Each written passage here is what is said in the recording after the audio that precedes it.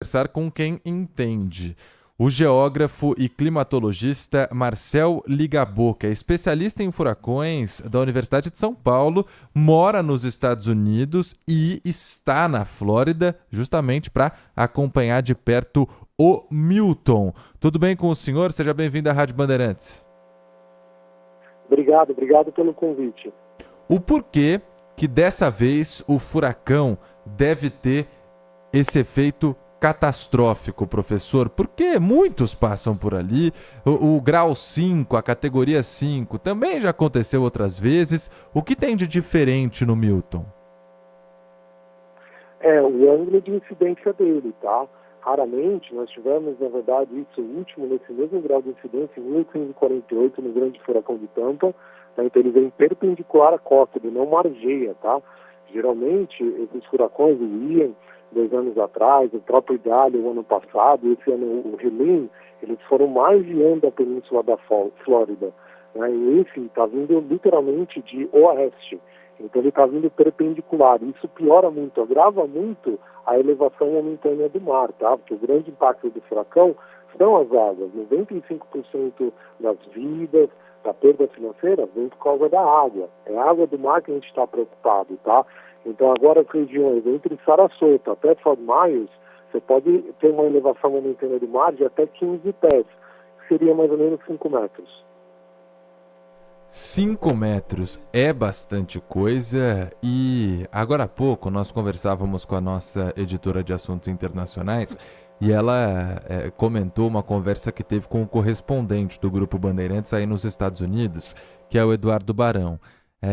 Assusta muito para nós brasileiros escutar uma prefeita como a de Tampa dizendo o seguinte: quem ficar vai morrer, como se fosse algo inevitável. Nos Estados Unidos, eles têm um alarme maior em relação às tempestades. É um exagero para que as pessoas se conscientizem ou dessa vez é sério mesmo? Porque de vez em quando tem exagero, né, professor? Não, nesse caso não é, tá? Porque eu até entendo o que ela quis dizer. Se você estiver próximo à costa, o governo não tem como garantir a sua segurança. Até mesmo se tiver, literalmente, você não tiver perdido a vida, se você tiver com sua casa danificada, até mesmo sofrer algum, o governo não vai conseguir chegar lá rapidamente, tá? Porque é um desastre que vai acontecer catastrófico, vai pegar toda uma região de um estado, que é um estado grande como o da Flórida. Então, para vocês entenderem um pouco mais a dimensão, no Brasil, a escala, é a mesma coisa se toda a região do litoral da Baixada Santista até o litoral norte do Rio de Janeiro fosse afetado, entendeu? Então, se algo acontecer, por exemplo, ali em Juqueí, por exemplo, Ilha Bela, para alguém chegar até lá e resgatar, pode demorar até semanas, entendeu? Então, assim, nós estamos se tratando agora de uma grande região metropolitana como é Tampa, em torno de 3, 4 milhões de habitantes na região. Então, por isso que é catastrófico esse cenário. Ele está indo para uma região densamente povoada, tá? Se esse mesmo furacão fosse um pouco mais ao norte, mais ao sul, a história seria diferente. Então, a tendência é que agora, nas próximas horas, ele caia para a categoria 4, tá? E o problema vai ser que esse mar já está sendo empurrado. Pouco interessa se é categoria 4, se é categoria 3 na chegada, tá? O mar vai ser devastador mesmo. E depois ele vai cruzar o estado, passando por outras regiões densamente povoadas, como Orlando, Kissimmee, toda a porção interior do estado da Flórida. Eu queria perguntar justamente sobre isso para o senhor, que deve estar acompanhando bem de perto a previsão, né, a movimentação do furacão. Está previsto para chegar entre a noite de hoje e a madrugada de hoje para amanhã. A gente está até acompanhando aqui algumas imagens de câmeras ao vivo que mostram a costa da Flórida, a cidade de Tampa, o mar bastante agitado. Em um dos pontos, as ondas já batendo contra a terra e entrando água para uma das ruas, as avenidas molhadas, mas alguns carros ainda na rua.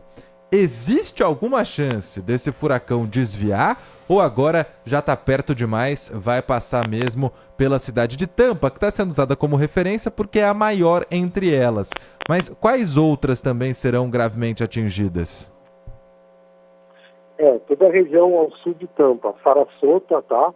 Fort Myers, Port Charlotte vai ser muito afetado, Venice Beach, toda essa porção que vai de Tampa até Naples, no sul da Flórida, né?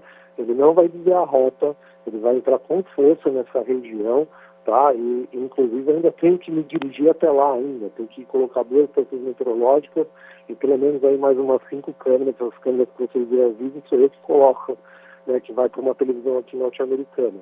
Então ainda tenho muito trabalho no dia de hoje, vou ficar pela região para interceptar o olho, coletar dados, provavelmente eu devo me localizar entre Sarasota e Port Charlotte, isso ainda há a definir, mas sim, eu estou acompanhando a de perto já tem uns 5 dias.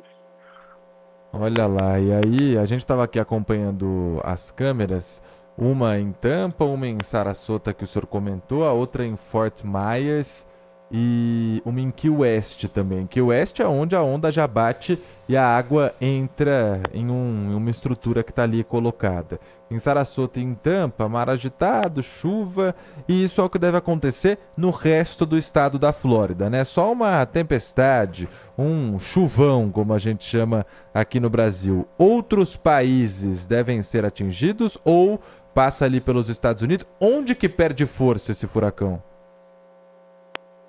Na verdade, depois de cruzar e voltar para o Oceano Atlântico, ele vai fazer um processo que é um processo de interação com a frente fria. É justamente essa frente fria, esse ar mais seco, frio, que está vindo do norte dos Estados Unidos, está empurrando essa tempestade para oeste, né? Para leste, desculpa. Então, justamente esse ar seco e frio que está entrando dentro da tempestade nas próximas horas, que vai fazer com que ela diminua a intensidade, tá? E então a tendência é que depois que cruze a Flórida, ela faça digamos, ela sirva de combustível para essa frente fria, né? A frente fria ela é muito maior, ela é muito mais forte, tá? Então ela vai absorver toda essa energia proveniente desse furacão. Professor, o senhor então neste momento está em Orlando, vai se deslocar para uma região mais próxima de onde o furacão deve passar.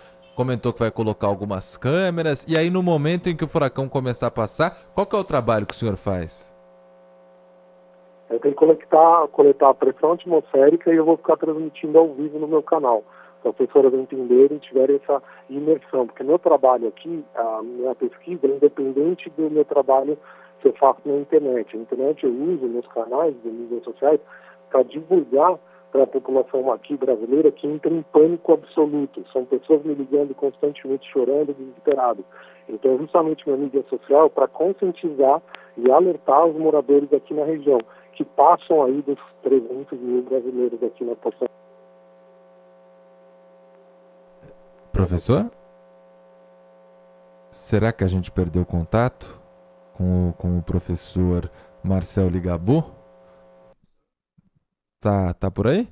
A gente perdeu o contato com o professor, daqui a pouquinho vamos voltar a falar com ele, mas deu para entender o recado, né? Professor que também faz um trabalho de tentar acalmar muitos brasileiros. É o estado mais brasileiro dos Estados Unidos, a Flórida. Eu queria tirar uma curiosidade com ele, né? Por que será que o professor Marcel Ligabue da USP, que é geólogo, climatologista e se especializou em furacões? Por que será, né? Da onde surgiu essa paixão por furacões dele, que até o fez mudar para os Estados Unidos para isso? Bom, vamos fazer uma rápida pausa aqui no Manhã Bandeirantes, a última desta quarta-feira, mas não sai daí que a gente já volta para falar do tempo aqui no Brasil também.